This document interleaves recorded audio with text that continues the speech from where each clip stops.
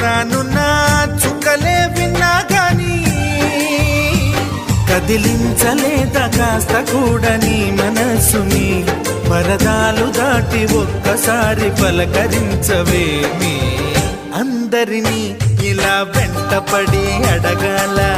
సరదాగా నువ్వే ఎదురైతే సరిపోదా నిద్రపోతున్న రాత్రి నడిగా గుటికి చేరిన గువ్వల నడిగా